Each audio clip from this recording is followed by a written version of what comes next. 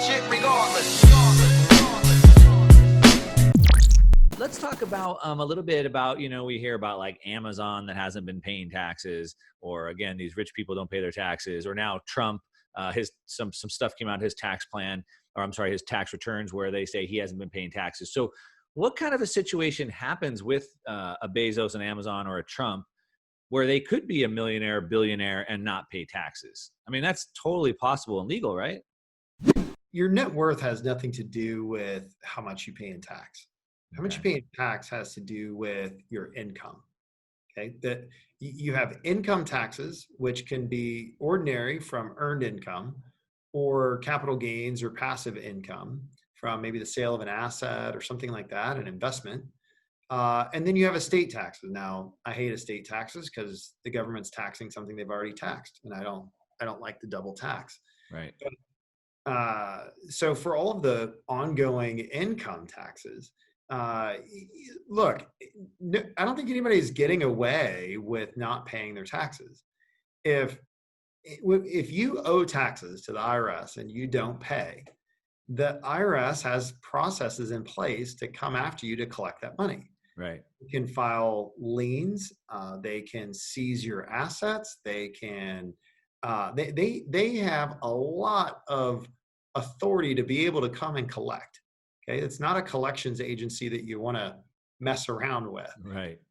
And I think they know that, and so that fear that people have of them being a really fierce collector is what they use to get the compliance, which is not a bad thing. I mean, like, we want people to comply, but look, if Bezos or somebody like that owed $1 billion in taxes, he would be in tax court.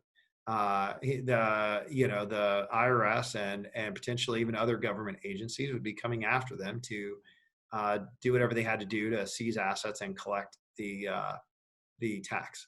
So, I think instead of looking at those people and saying they should pay more in tax, I think we should maybe look at them and try to learn how they're using the laws, the rules, to their advantage to build a business without the drag of unnecessary taxes.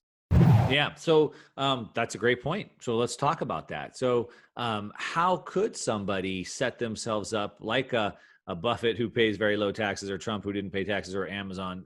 What are some things that people could do? Maybe we want to break that down into business owner and non-business owner, or business owner, investor, non-business owner. How would we think about that?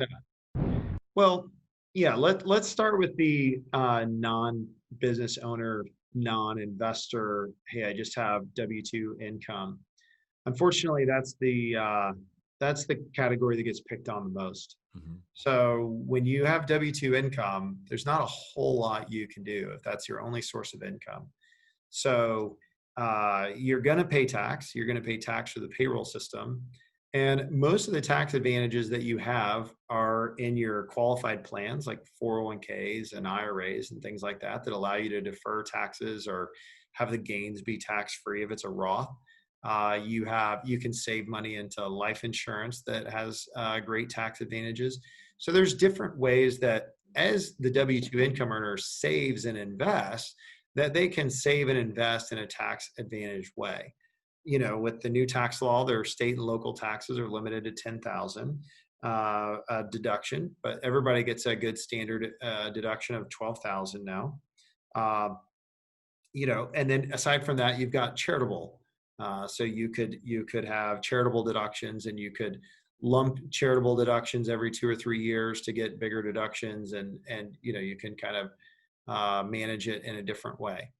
But those people really have the least amount of options. So it is really important that when they save and invest, they're thinking about the future and how to compound things in a tax-free environment. So like, investing in real estate, investing in tax qualified plans, et cetera. So you're saying that because they're W-2, they're getting their money and their taxes are already being taken out in advance. And there's no way they can really write off any of that income because they don't have any expenses against that income. So basically, right, their full income is coming in and it's just being taxed at full pop. And there's really not much they can do about it. The only thing that they can do is change the way they take whatever money they've earned and grow it, and they can affect the way that that's taxed.